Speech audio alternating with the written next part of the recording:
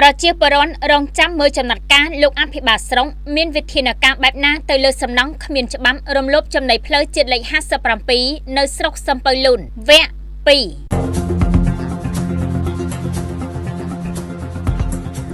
ខេត្តបាត់ដំបងភាពអសកម្មនិងកង្វះវិធានការច្បាប់ជាក់ស្ដែងពីសំណាក់អាជ្ញាធរស្រុកសំពៅលូនកំពុងតែបង្កឲ្យមានរលកនៃការរិះគន់យ៉ាងខ្លាំងក្លាពីសំណាក់មហាជនជុំវិញករណីសំណង់អនាធិបតេយ្យមួយកន្លែងដែលសាងសង់រំលោភលើដីចំណីផ្លូវជាតិលេខ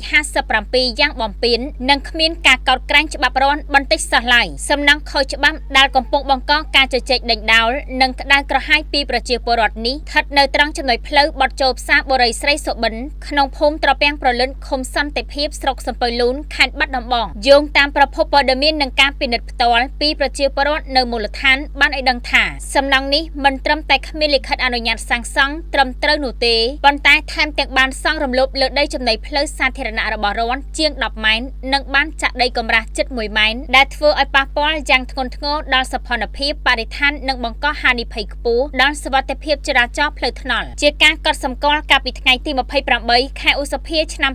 2026កន្លងទៅលោកហំសំខាន់អភិបាលនៃគណៈអភិបាលស្រុកសំពៅលូនបានបញ្ជាក់ប្រាប់អ្នកសារព័ត៌មានថាលោកបានចាត់អភិបាលរងស្រុងឲ្យចុះទៅពិនិត្យផ្ទាល់និងបានចេញបញ្ជាឲ្យផ្អាកនៅសកម្មភាពសំណង់នេះរួចរាល់ហើយប៉ុន្តែអ្វីដែលធ្វើឲ្យមហាជនហួសចិននិងដាក់សញ្ញាសួរយ៉ាងធំទាក់ទិនទៅនឹងប្រសិទ្ធភាពនៃការអនុវត្តច្បាប់សាងសង់ទាំងបំពេញបែបនេះបានបង្កើនជាមន្ទិលសង្ស័យថាតើបុគ្គលម្ចាស់សំណង់ខុសច្បាប់នេះជានរណាមានបុណ្យស័ក្តិឬអំណាចកម្រិតណាទើបអាចសាងសង់រំលោភច្បាប់រដ្ឋទាំងងងើលនិងហ៊ានមើលរំលងពីបទបញ្ជារបស់រដ្ឋបាលស្រុកបែបនេះតើច្បាប់មានតម្លៃសម្រាប់តែអនុវត្តលើប្រជាពលរដ្ឋទុនខ្សោយចំណែកឯអ្នកមានលុយមានអំណាចអាចធ្វើអ្វីតាមតែអំពើចិនមែនដែរឬទេបើផ្អែកលើទស្សនវិជ្ជាច្បាប់អនុក្រឹត្យលេខ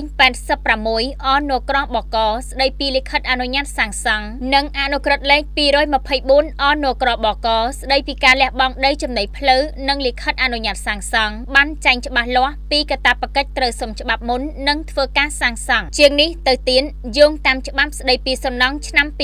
2019ការសាងសង់ដោយគ្មានលិខិតអនុញ្ញាតឬខុសពីលិខិតអនុញ្ញាតហើយរំលោភលើដីសាធារណៈរបស់រដ្ឋត្រូវប្រឈមនឹងទោសអន្តរការជាប្រាក់រហូតដល់40លានរៀលសម្រាប់លំនៅឋាននិងរហូតដល់90លានរៀលសម្រាប់សំណង់ផ្សេងៗព្រមទាំងតម្រូវឲ្យរំលាយចោលឬរុះរើសំណង់នោះចេញដោយបង្ខំដោយពុំមានការទូទាត់សំណង់នោះឡើយការទន្ទឹងរង់ចាំមើលសាច់ការពិនពីអាជ្ញាធរថ្នាក់ស្រុងគិតចាប់ពីថ្ងៃទី29ខែឧសភារហូតដល់ថ្ងៃទី3ខែមិថុនាឆ្នាំ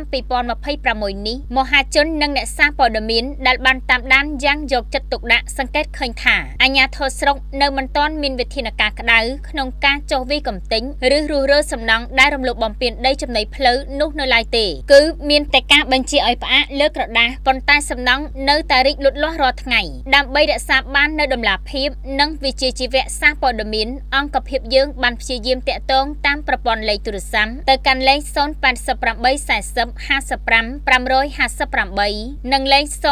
096 221 55 55ចំនួន2លើកដើម្បីសុំការបំភ្លឺពីម្ចាស់សំណង់ប៉ុន្តែទូរស័ព្ទចូលហើយពុំមានអ្នកទទួលនោះទេបច្ចុប្បន្នប្រជាពលរដ្ឋក៏ដូចជាអ្នកសារព័ត៌មានសូមគោរពស្នើសុំយ៉ាងទទូចដល់ឯកឧត្តមសុខលូអភិបាលនៃគណៈអភិបាលខេត្តបាត់ដំបងក៏ដូចជាមន្ទីររៀបចំដែនដីនគរពាណិជ្ជកម្មនិងសំណង់ខេត្តបាត់ដំបងមេត្តាចាត់មន្ត្រីជំនាញថ្នាក់ខេត្តចុះត្រួតពិនិត្យនិងមានវិធានការច្បាប់ជាបន្ទាន់ដោយការរុះរើជាធរមានការអនុវត្តច្បាប់ឲ្យបានតឹងរឹងម៉ឺងម៉ាត់និងស្មារភាពគឺដើម្បីជៀសវាងការមន្ទិលសង្ស័យពីសំណាក់មហាជនថាអំពើពុករលួយសំណូកសោកប៉ាន់ឬជាការខົບខិតគ្នាជាប្រព័ន្ធនិងដើម្បីជាគំរូដ៏ល្អមួយក្នុងការការពារទ្រព្យសម្បត្តិសាធារណៈរបស់រដ្ឋនិងពង្រឹងភាពស័ក្តិសិទ្ធិនៃច្បាប់អង្គភាពគេហទំព័រប្រមាញ់ជីដានធីវីផ្សព្វផ្សាយព័ត៌មាននេះក្នុងន័យរិះគន់ដើម្បីស្ថាបនានិងឆ្លុះបញ្ចាំងពីតថភាពសង្គមជូនថ្នាក់ដឹកនាំឲ្យបានជ្រាបជាព័ត៌មានយើងខ្ញុំរងចាំការបកស្រាយនិងឆ្លើយបំភ្លឺពីម្ចាស់សំណង់